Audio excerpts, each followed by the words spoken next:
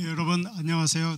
오늘 이렇게 귀한 자리에 불러주셔서 너무나 감사드립니다. 아마 이 자리가 저희 학생 때 그 실습 2주 동안 나온 적이 있었거든요. 그때 오면은 저희 숙소로 쓰던 집이 아마 이 자리에 있지 않았나 생각은 되는데 아직 확실히 모르겠습니다.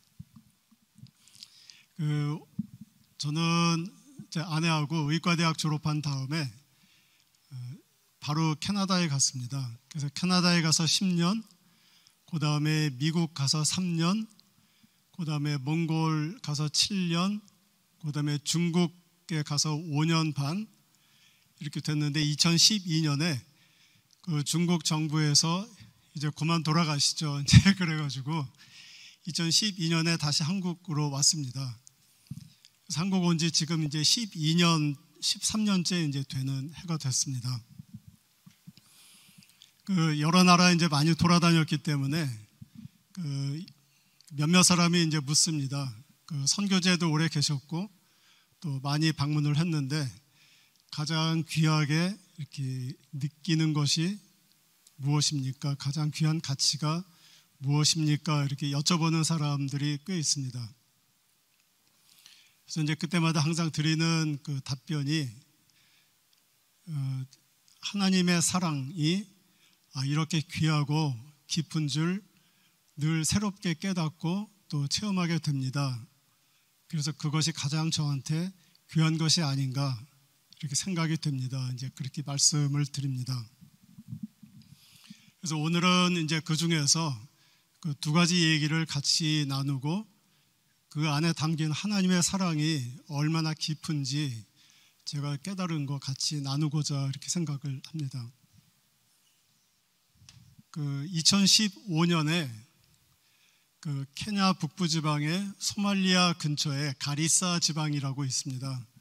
그 지방은 주로 이제 이슬람이 사는 지역이고 그 다음에 굉장히 덥습니다. 45도까지 올라가고 하는 지역인데 거기 가리사 대학이 있습니다. 근데 2015년 4월 달에 그 새벽에 거기에 있는 기독 학생들이 새벽 기도를 하고 있는데 그 이슬람 테러리스트들이 와가지고 그 새벽 기도하고 있는 학생들을 무차별 총격을 가해서 전부 이제 사망했습니다. 그 다음에 그 기숙사에 있는 전체 학생을 불렀습니다. 부른 다음에 기독교인이 아닌 학생들은 나가라 이제 그렇게 했어요. 그래서 기독교인만 남았습니다. 남은 기독교 학생들한테 또 무차별 총격을 가했습니다. 그래서 그날 147명, 거의 한 200명 이상 이렇게 사상자가 발생을 했습니다. 아마 미국이나 이런 데서 났으면 신문에 크게 났을 텐데 그 신문에 잘 안 난 것 같습니다. 이런 일이 있었습니다. 근데 지금 보시는 사진의 오른쪽에 있는 그 학생은 이름이 레이첼입니다. 그때 당시 그 가리사 대학에서 총격을 받았는데 사망하지는 않고 이제 하반신 마비가 됐습니다. 그래서 허리에 총탄이 7개가 남아 있어서 이제 저희가 그 세브란스 병원에 초청을 해가지고 2016년에 그 총탄을 제거를 해주고 그 다음에 혹시 도움이 될 게 있으면 도와줍시다 이렇게 결정을 해서 2016년에 왔습니다. 근데 막상 와서 보니까 그 총탄을 제거하면은 안 된다고 신경외과에서 그러는 거예요. 왜냐하면 그 있는 총탄을 제거하면은 그 허리가 이제 콜랩스 돼가지고 더 망가진다. 그래서 총탄을 제거할 수가 없었고, 그러니까 이제 저희는 할 게 없잖아요. 그 2달 정도 있었는데 그 재활 이제 조금 훈련을 시켜줬고, 그 다음에 휠체어 이제 좀 좋은 거 이렇게 이제 사줬습니다. 근데 저희가 더 놀란 것은 이 2달 동안 저희하고 같이 있으면서 도착하는 날부터 떠나는 날까지 한 번도 저렇게 웃음을 잃어본 적이 없어요. 그 옆에 있는 분은 아버지입니다. 보호자로 같이 왔고, 사실 웃을 일이 없잖아요. 웃을 일이 하나도 없고 또 한국에 희망을 갖고 왔는데 또 좋은 뉴스도 아니고 했는데 그 소식 듣고서도 이렇게 어떻게 뭐 이런 얘기 하나도 안 하고 그냥 웃기만. 그래서 저희가 별명을 미스 스마일 유니버스라고 이렇게 이제 붙여줬어요.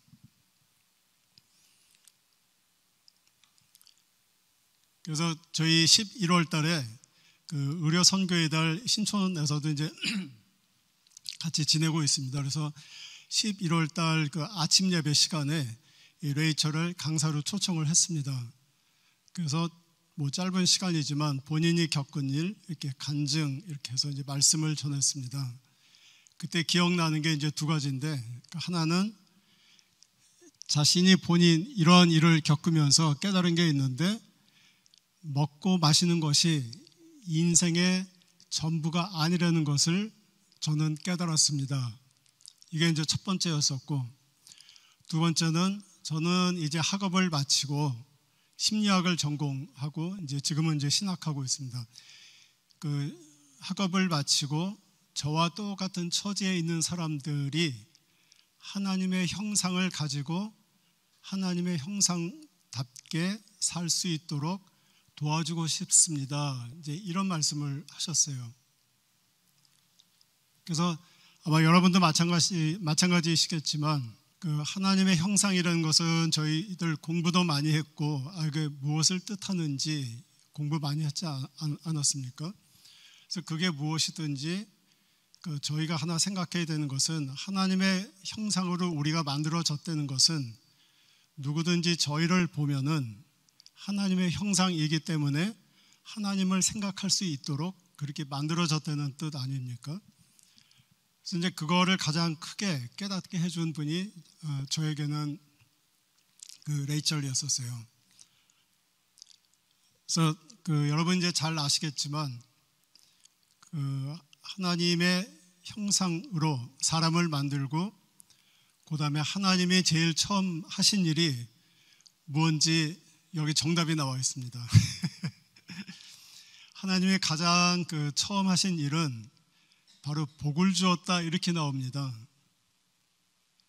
하나님의 형상으로 저희를 한 사람 한 사람 창조하시고 복을 주었다 이렇게 나옵니다. 근데 이 복을 주었다, blessing이라는 단어를 저희가 한번 생각을 해보려고 합니다. 그 히브리어로 blessing은 바루크라고 합니다. 그 복을 주다인데 그 여러분 아시죠? 바라크 오바마 미국 전 대통령.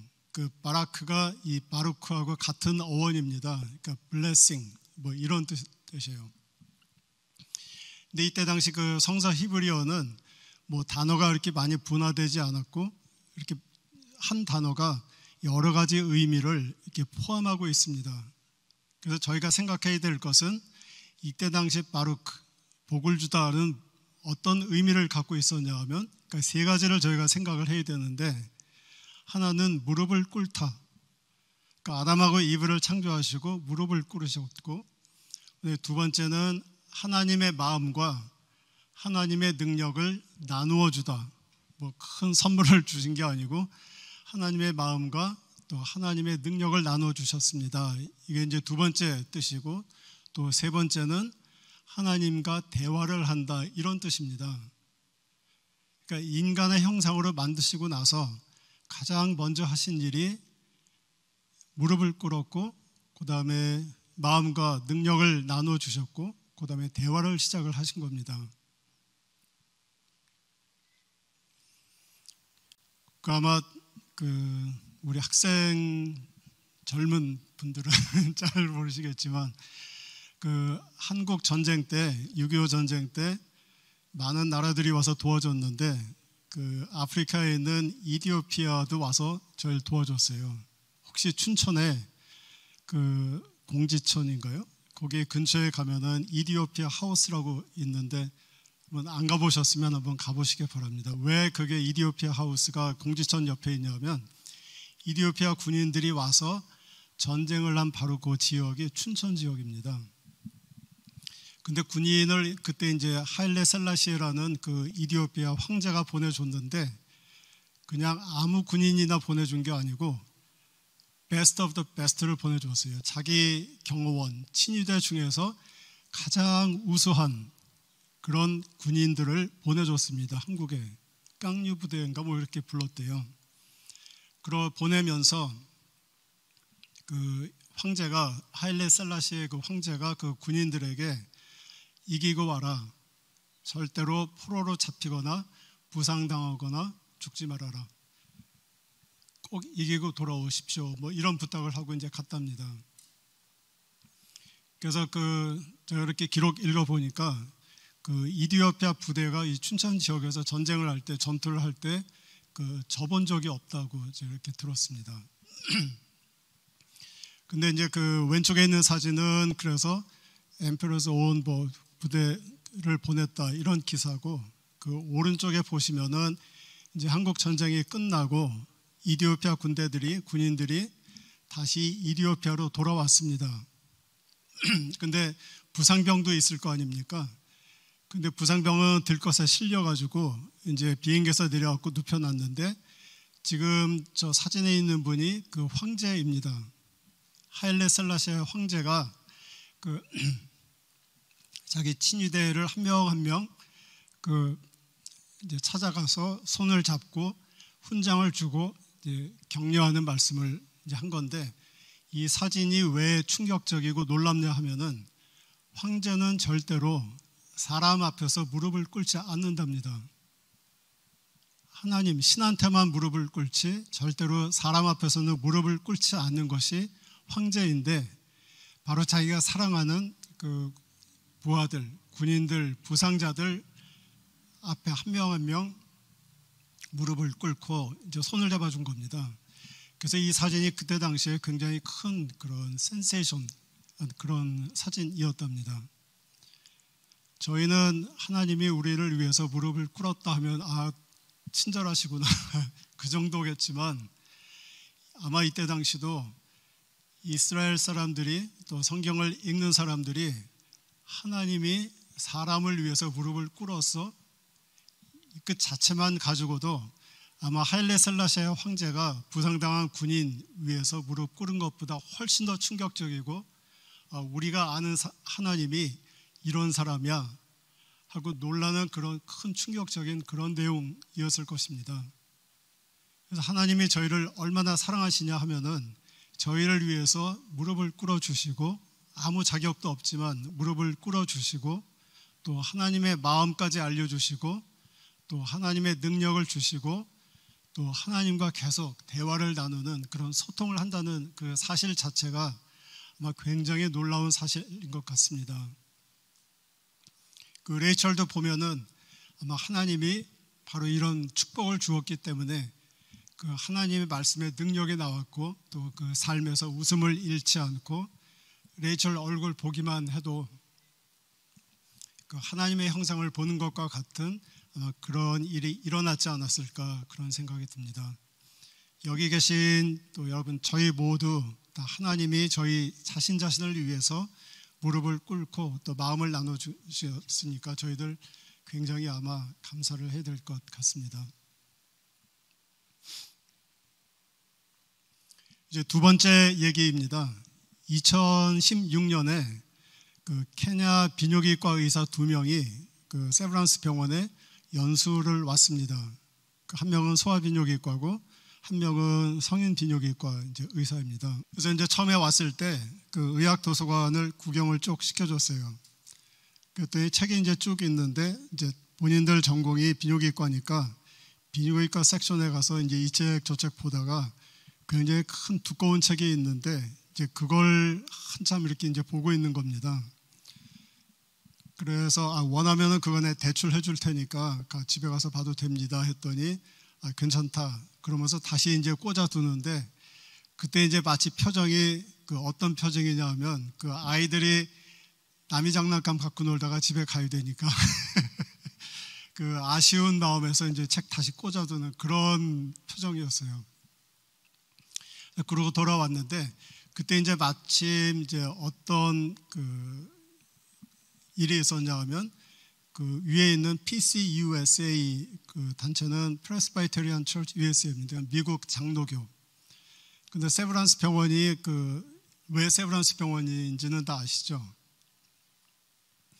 저희 학생 때 의학사 그 과목이 있었는데, 여기 김병수 총장님이 이제 교수 때, 젊은 교수 때 가르치시던 그 과목이었어요. 근데 그 과목에 그 학기말고사 때 그 요즘 말하는 왕족, 항상 큰 그 족보 같은 문제가 두 개 있는데, 근데 그 중에 하나가 뭐냐면 왜 우리 병원의 이름이 세브란스 병원입니까? 그 문제입니다. 그러니까 너무 쉽잖아요. 근데 저희 동기 한 명이 어떻게 답을 했냐 하면, 우리 세브란스 의학교는 예전부터 교육을 굉장히 터프하고 시비어하게 시키는 것으로 유명했기 때문에 그 시비어의 명사형으로 세브란스. 그래서 우리 병원의 이름이 세브란스 병원입니다. 이렇게 답을 썼어요. 그러니까 아마 그 이후에 어떤 일이 일어났는지는 아마 여러분 다 상상이 나요. 그 굉장히 무서운 교수님이시거든요. 그래가지고 그 저희 후배들 대대로 누구누구가 이렇게 대답을 한 사람이 있었어 하면서 예를 이렇게 들어주셨답니다.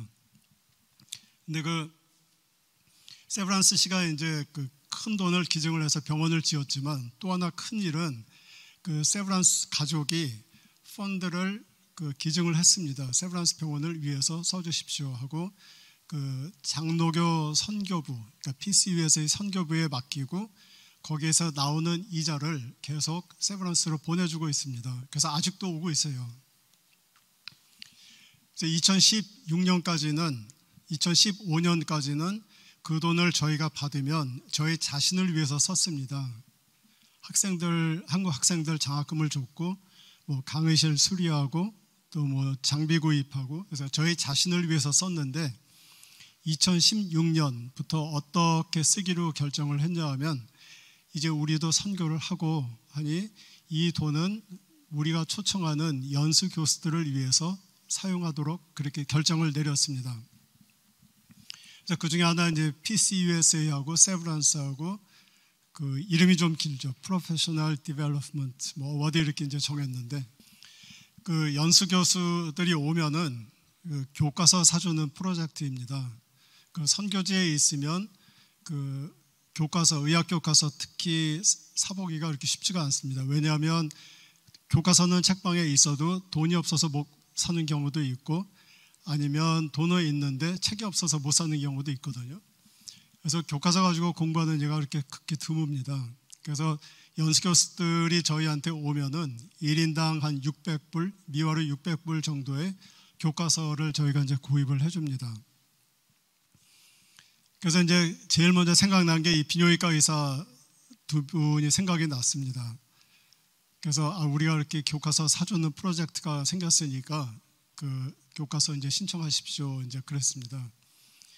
그때 가장 먼저 한 질문이 혹시 뭔지 아세요?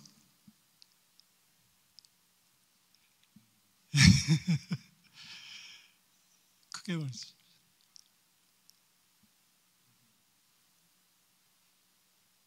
예. 얼마, 예. 그건 제가 미리 말을 해줬어요. 근데 아마 제가 이렇게 이 말씀 드릴 때마다 항상 이렇게 여쭤보는데, 제가 여태까지 들은 답변 중에서 가장 창의적인 답변은 뭐였었냐 하면, 혹시 책 말고 그거 현금으로 저한테 주면 안 됩니까? 그렇게 물어보지 않았냐고 그런 분이 계셨었어요. 그건 아니었고, 이분들이 가장 먼저 한 질문이 뭐냐면, 중고책입니까? 이렇게 물어보시는 거예요. 저는 그러니까 진짜 놀랐습니다. 왜냐하면 그런 질문이 나올 것이라고 제가 상상을 못했거든요. 그러니까 저도 이제 선교지에 몽골, 중국 있었기 때문에 교과서도 많이 갖다 줬고, 또 PC, 뭐 랩탑 이런 거 기증도 했는데 중고 많이 줬거든요. 뭐 제가 쓰던 것은 아니지만은 누가 이렇게 기증을 해서 이렇게 갖다 줬는데, 그 주시는 분들이야 그 충분히 잘 쓸 수 있고 또 그 사랑으로 주는데, 이게 중고 줄 때마다 이제 마음이 이거 새 거 했으면 얼마나 좋았을까, 이제 그런 마음도 저 이제 가끔 들었고, 특히 교과서 같은 것은 너무 오래된 거니까 이게 과연 필요할까, 이제 이런 생각이 많이 들었는데, 이분들이 얼마나 이제 그런 일을 많이 겪었으면은 교과서 사준다고 하는데 중고입니까? 이 질문을 하는 거예요. 그래서 마음이 이제 무너지는 것 같았어요. 그래서 중고 아니고 새 거를 아마존.com에서 너희가 골라서 링크를 보내주면은 새 책 사주는 거니까 걱정하지 마십시오. 이제 그래서 이 사진이 뭐냐면 이분들이 그 책을 주문을 해서 미국에서 와서 그 새 책을 가지고 기쁜 마음에 이제 사진을 찍은 게 바로 이 사진입니다. 아니나 다를까 이제 그때 몇 달 전에 도서관에서 꺼내 보던 비뇨기과 책을 주문을 했어요. 아마 캠펠리라고 비뇨기과에서는 굉장히 유명한 책인가 봐요.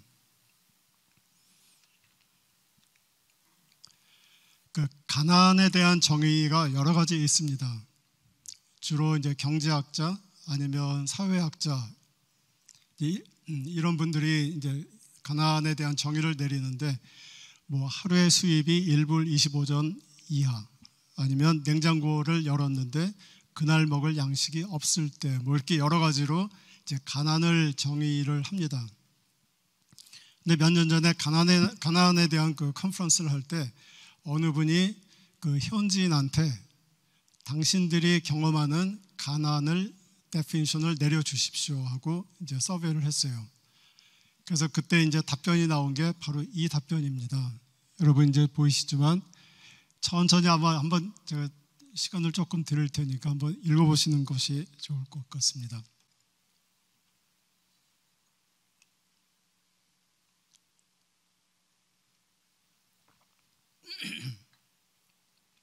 제가 이 책을 읽으면서 가장 놀란 것이 노란 막 해놓은 부분입니다. 남이 쓰던 침대에서 자면서